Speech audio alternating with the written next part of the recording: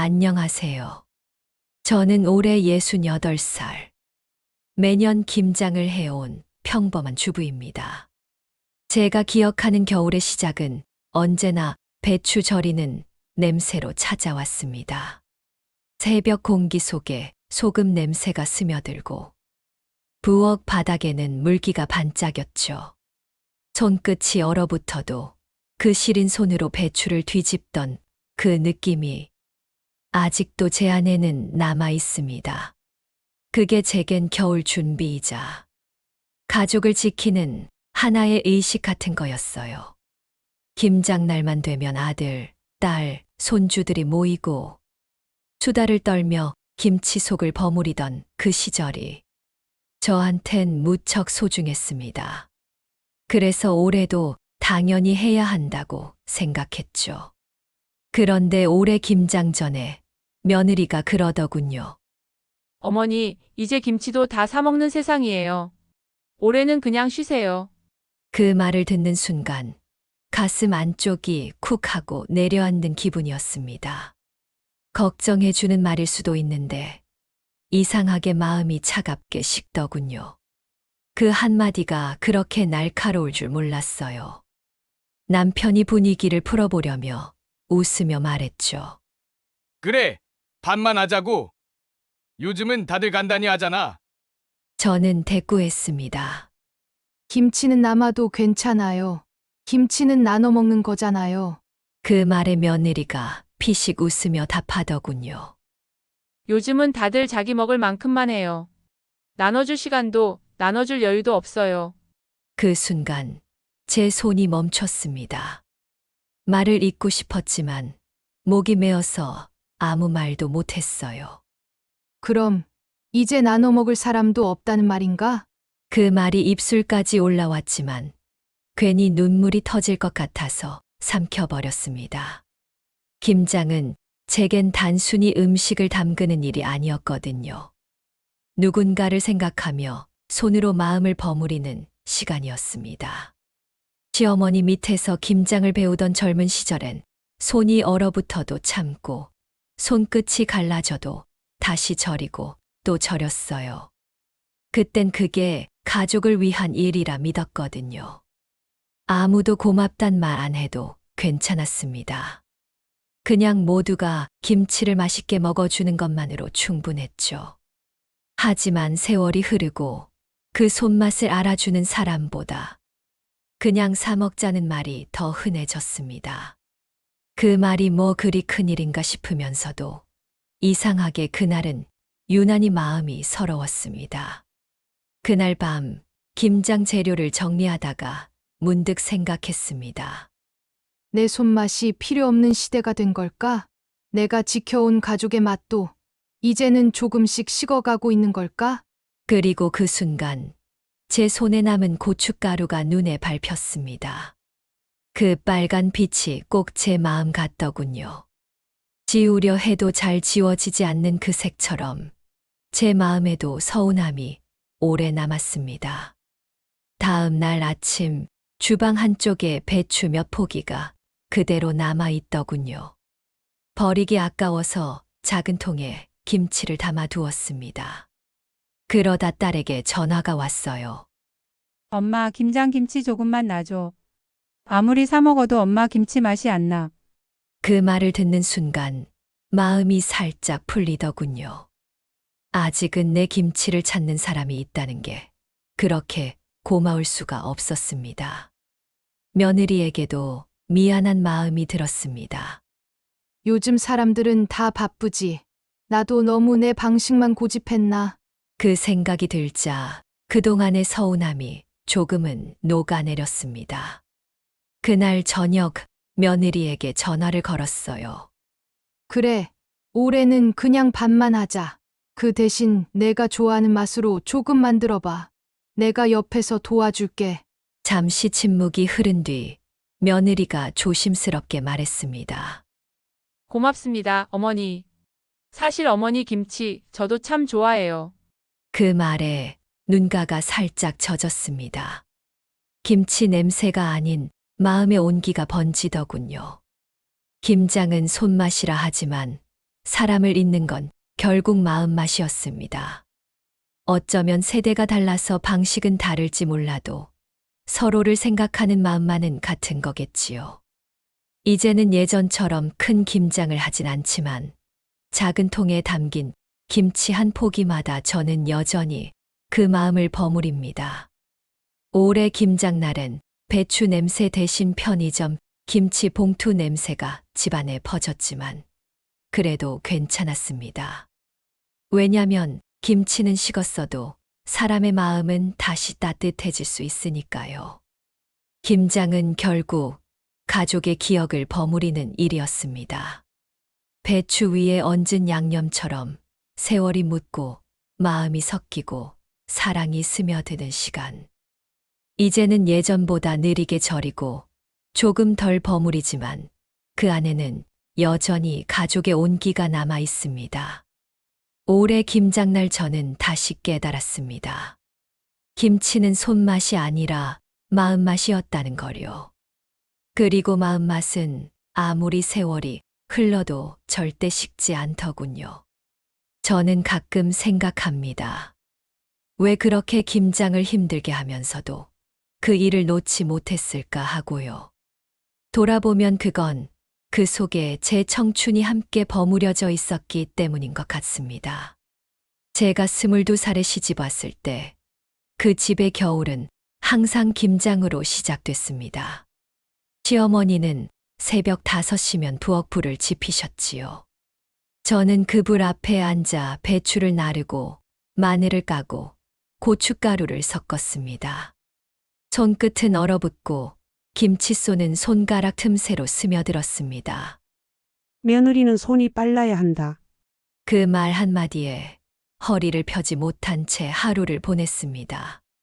처음엔 서러웠습니다.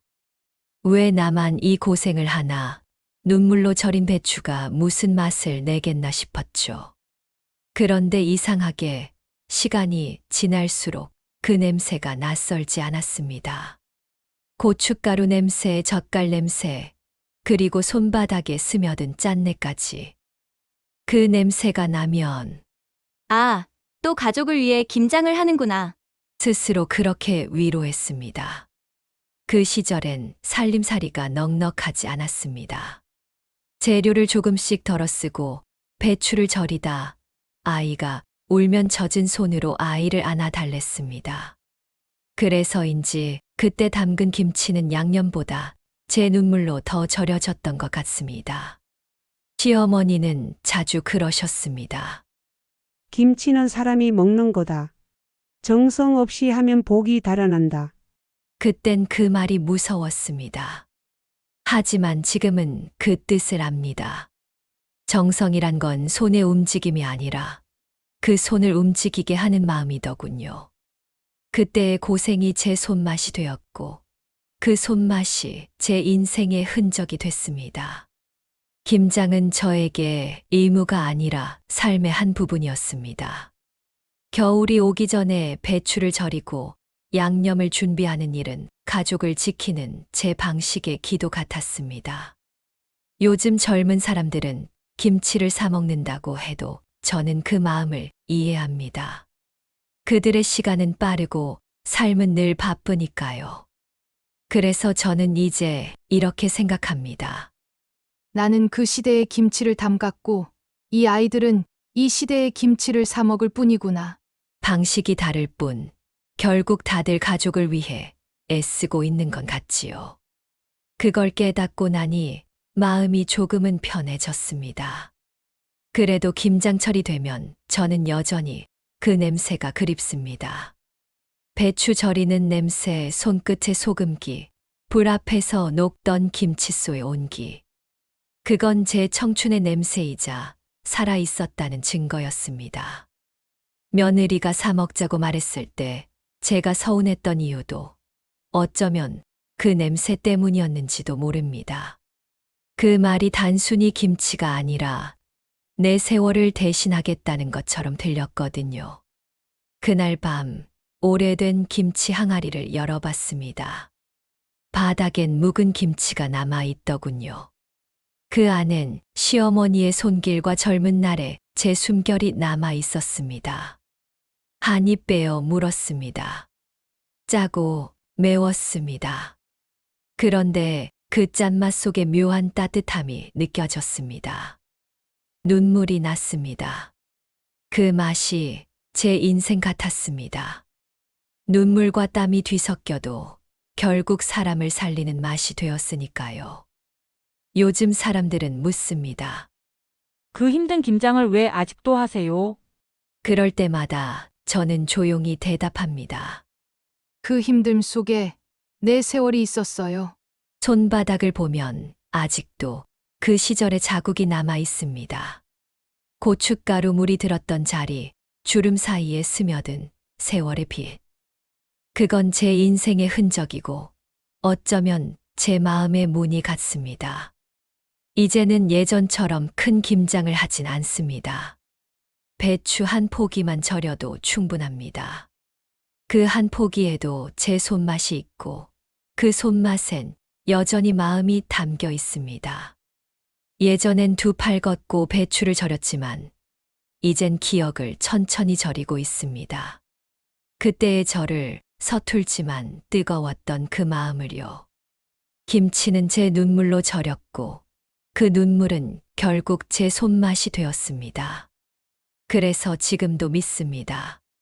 김장의 진짜 맛은 고춧가루도 젓갈도 아닌 사람의 마음이라는 걸요.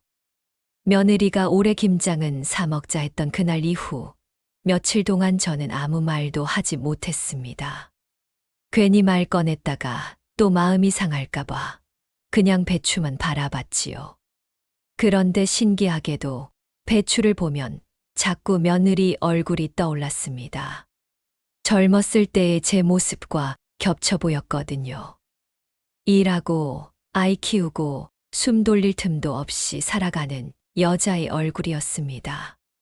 그 생각이 드니 마음이 서늘해지면서도 한편으로는 짠했습니다.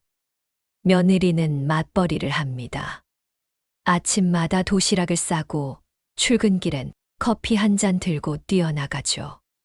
퇴근하면 아이 숙제 봐주고 밤엔 회사 일도 챙겨야 한다더군요. 그런데 그 와중에 시댁 김장까지 챙기라 했으니 그 입장에서 얼마나 버거웠을까 싶었습니다. 저도 한때는 그랬습니다. 해야 하는 일에 쫓겨 살던 시절. 시어머니 눈치 보고 남편 챙기고 아이 울음에 잠 못 이루던 그 밤들. 그때는 단 한 번도 제 마음을 말해본 적이 없었지요. 이제야 생각해보면 며느리도 같은 무게를 짊어진 또 다른 여자였습니다. 다만 사는 시대가 다를 뿐이었죠. 며느리가 한 번 이런 말을 한 적이 있습니다. 어머니는 늘 저를 도와주신다고 하지만 사실은 제가 어머니 방식을 따라야 하는 게 더 힘들어요. 그땐 서운했습니다. 도와준다고 했는데 왜 힘들다고 할까? 하지만 지금은 조금 알 것 같습니다. 저는 가족의 정을 같이 하는 일에서 찾았고, 며느리는 서로의 시간을 존중하는 일에서 찾았던 거겠지요. 표현이 다를 뿐 마음은 같았던 겁니다. 요즘 젊은 세대는 시간을 아끼고 효율을 중시합니다. 그 안에서도 아이를 키우고 가정을 지키려 애쓰는 걸 보면 대단하지요. 며느리가 손주를 돌보며 자주 말합니다.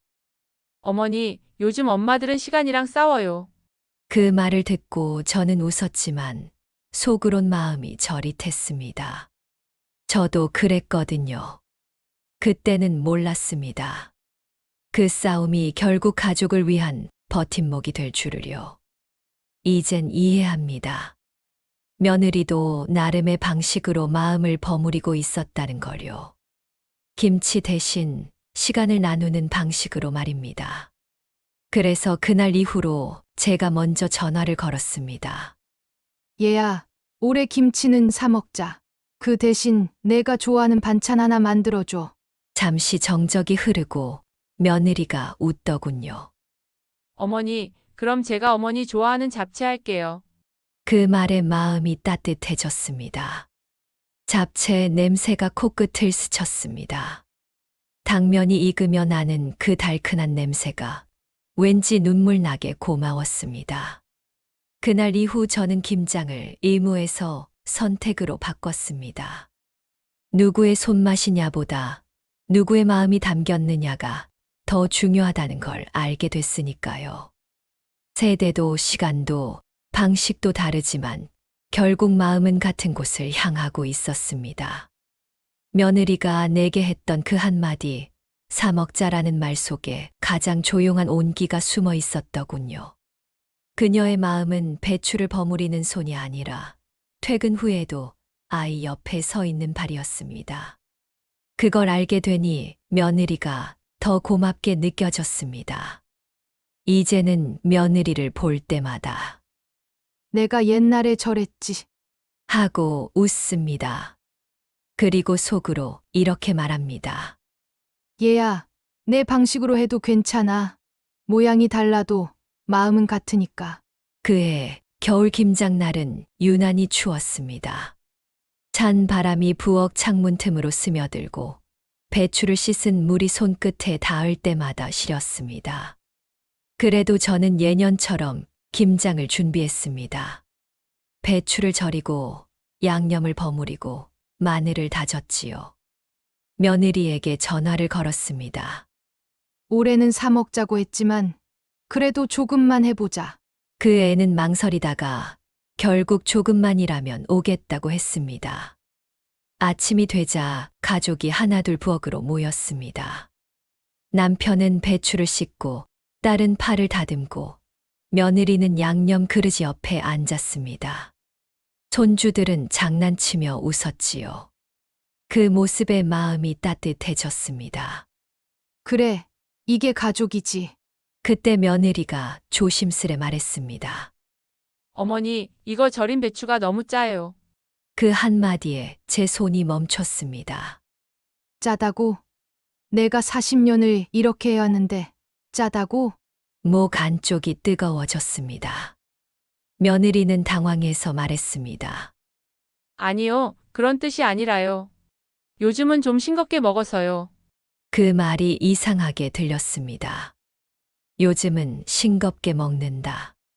그 말이 마치 당신의 방식은 이제 낡았다는 말처럼 들렸습니다. 그동안 눌러왔던 감정이 터져 나왔습니다. 나는 김치로 가족을 지켰어.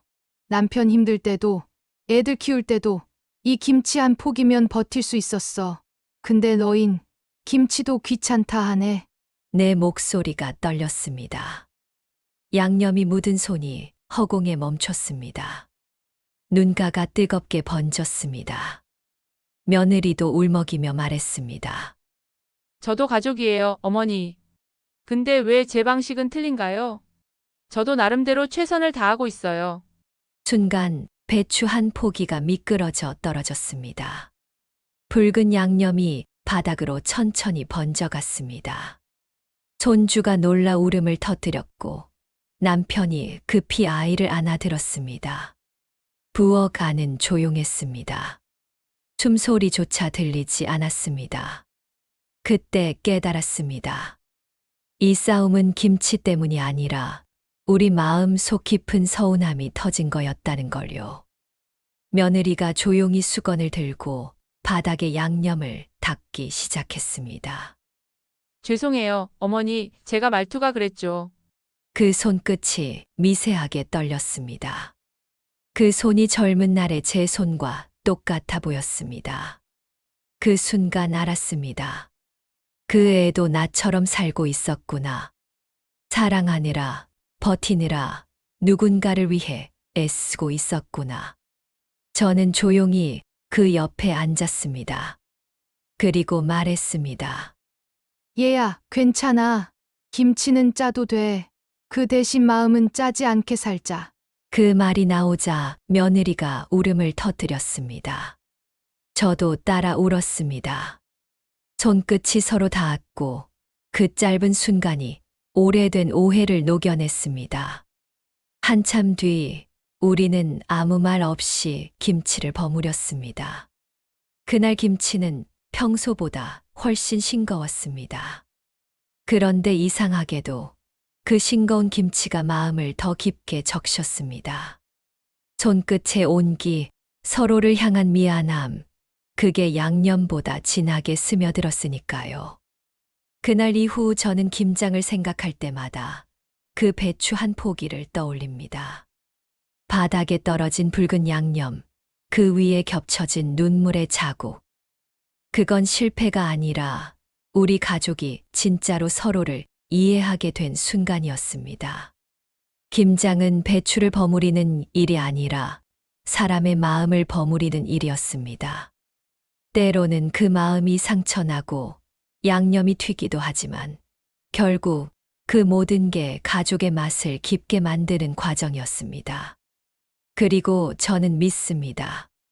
그날 떨어진 배추 한 포기가 우리를 더 단단하게 만들어줬다고요. 그날 이후 우리 집 부엌의 공기가 조금 달라졌습니다. 김치 냄새는 여전했지만 그 냄새 안엔 싸움의 냄새가 아니라 이해의 냄새가 섞여 있었습니다. 며느리와 저는 한동안 말을 아꼈습니다. 하지만 그 침묵은 낯설지 않았습니다. 마치 김치가 천천히 익어가듯 우리의 마음도 조금씩 숙성되고 있었으니까요. 며칠 뒤 며느리에게서 문자가 왔습니다. 어머니, 싱거워도 맛있어요. 이게 진짜 집 김치 맛이에요. 그 한 줄을 읽는데 눈가가 뜨거워졌습니다. 그래. 결국 이 맛이었구나. 서로의 마음이 덜 짜지고 조금 더 따뜻해진 맛이었습니다. 며느리는 그 후로 종종 김치 이야기를 꺼냈습니다. 어머니, 이번엔 제가 고춧가루 좀 사드릴게요. 우리 김치통에 어머니 김치 나눠 담아도 돼요? 그 말들이 어찌나 고맙던지 그냥 웃음이 났습니다. 그날 이후 저는 김장이라는 말을 예전처럼 무겁게 느끼지 않게 됐습니다. 그건 이제 일이 아니라 함께 웃을 수 있는 주제가 됐거든요. 얼마 전 며느리에게 전화가 왔습니다. 어머니, 올해 김장은 같이 하실래요? 이번엔 제가 레시피 좀 배워볼게요. 그 말에 마음이 따뜻해졌습니다. 김치를 사 먹자던 그 애가 이제는 같이 담그자고 하니 마음 한켠이 녹아내렸습니다. 그래. 같이 하자. 배추는 내가 살게. 대신 손 시릴 땐 내가 내 손 잡아줘. 전화기 너머에서 며느리가 웃었습니다. 그럼 거래 성사네요, 어머니. 그 웃음소리에 제 마음도 덩달아 풀렸습니다. 그날 밤 저는 오랜만에 김장 준비표를 꺼냈습니다. 배추, 무, 마늘, 고춧가루. 한 줄 한 줄 적어 내려가며 눈시울이 붉어졌습니다. 이제 그 종이엔 서운함도 미안함도 함께 적혀 있는 듯 했습니다. 김장날 며느리가 일찍 와 있었습니다. 앞치마를 두르고 머리를 질끈 묶은 모습이 젊은 시절의 제 모습과 꼭 닮아 있었습니다. 어머니, 배추는 제가 절이에요. 그 말에 잠시 멈칫했지만 이젠 웃으며 말할 수 있었습니다. 그래. 내 방식대로 해봐. 이번엔 내가 도와줄게. 우리는 함께 배추를 나르고 양념을 버무리며 손끝의 속도를 맞춰갔습니다. 잠시 쉬던 중 며느리가 말했습니다. 어머니, 김장도 괜찮네요. 어릴 땐 왜 그렇게 힘들게만 보였을까요? 저는 미소를 지으며 대답했습니다. 그땐 김치가 아니라 인생이 힘들어 보였던 거지. 둘 다 동시에 웃었습니다. 그 웃음 속에 오래된 서운함이 녹았습니다. 그리고 그 빈자리에 따뜻한 온기가 천천히 스며들었습니다. 그날 저녁 우리가 함께 담근 김치를 맛봤습니다. 싱겁지도 짜지도 않았습니다. 딱 좋았습니다. 올해 김치는 성공이네요. 며느리가 말하자 저는 고개를 끄덕였습니다. 그래. 이제 진짜 우리 김치가 됐네. 그 말이 제 입에서 자연스레 나왔습니다. 김치는 이제 내 것이 아니라 우리 것이 되었으니까요. 창밖에는 첫눈이 내리고 있었습니다. 하얀 눈이 마당의 항아리 위로 천천히 내려앉았습니다. 그 모습을 보며 마음속으로 중얼거렸습니다. 이제야 알겠구나. 김장은 손맛으로 담그는 게 아니라 서로의 마음으로 익혀가는 거였구나. 그날 밤 손끝에 남은 고춧가루 냄새를 맡으며 미소 지었습니다. 짠맛도 매운맛도 다 지나고 나면 결국 남는 건 따뜻한 맛이었습니다. 가족도 인생도 그렇더군요. 겨울이 가고 부엌 창가로 봄 냄새가 스며들었습니다. 항아리 뚜껑을 열자 그 안에 김치가 조용히 익어가고 있었습니다. 그 냄새를 맡는 순간 문득 이런 생각이 들었습니다. 사는 것도 김치 담그는 거랑 다르지 않구나. 처음엔 짜고 맵고 때론 실패도 하지만 시간이 지나면 결국 제 맛을 찾아가듯 우리 인생도 그렇게 천천히 익어가는 게 아닐까 싶었습니다. 젊을 땐 뭐든 빨리 하려 했습니다. 사랑도, 일도, 인생도요. 하지만 세월이 흐르고 나니 알겠더군요. 빨리 익힌 김치는 금세 쉬고 천천히 익힌 김치만이 오래 간다는 걸요. 사람의 마음도 그렇습니다. 급히 다가가면 상하고 서서히 다가가면 깊어집니다. 그 깊은 맛이 결국 사람의 향이 되고 세월의 무늬가 됩니다. 며느리와 함께 담근 김치는 이제 항아리 안에서 조용히 익고 있습니다. 그걸 볼 때마다 마음이 편안합니다. 그 안엔 제 젊은 날도, 시어머니의 손길도, 그리고 며느리의 웃음도 함께 들어 있으니까요. 시간이 지나면 그 김치도 맛이 변하겠지요. 그때쯤이면 또 우리는 서로를 새롭게 이해하게 될지도 모르겠습니다. 살다 보면 마음이 식을 때도 있고 서로의 말이 짜게 들릴 때도 있습니다. 하지만 그 모든 맛이 결국은 인생의 양념이 되는 거겠지요. 젊을 땐 고춧가루처럼 붉게 살았고 중년엔 소금처럼 버티며 살았고 이제는 마늘처럼 향으로 남고 싶습니다. 강하지 않아도 어딘가에 스며드는 그런 향으로요. 요즘은 손바닥을 볼 때마다 그 안에 세월이 새겨져 있는 걸 느낍니다. 주름 사이마다 김장대의 소금기, 손끝마다 배추 잎의 감촉이 아직도 남아 있습니다. 이제는 그 흔적이 부끄럽지 않습니다. 그건 내가 살아온 시간의 증거이고 누군가를 위해 손을 움직였던 세월의 자국이니까요. 며느리에게 가끔 이렇게 말합니다. 얘야, 김치는 시간이 키우는 거야. 너무 서두르지 말고 너 자신도 천천히 익혀가. 그 말을 하면서 사실은 제 자신에게도 그렇게 말하고 있습니다. 그래, 나도 아직 익어가는 중이야.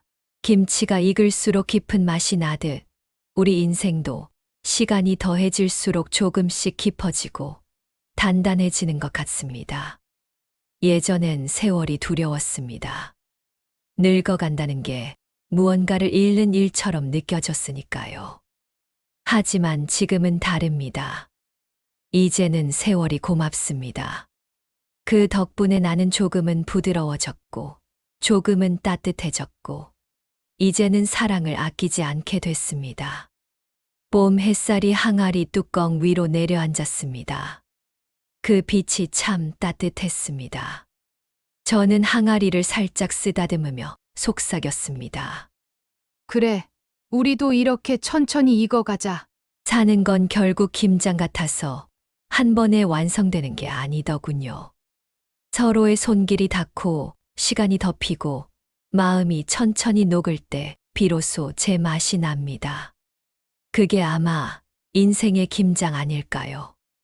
짠맛도 매운맛도 다 지나고 나면 결국 남는 건 사람의 온기, 그리고 마음의 향이었습니다. 여러분은 지금 어떤 맛으로 살아가고 계신가요? 당신의 삶 속 김장은 어떤 기억으로 익어가고 있나요? 오늘 이야기가 마음에 남으셨다면 구독과 좋아요, 알림 설정으로 당신의 하루에도 따뜻한 이야기 한 포기 함께 담가주세요.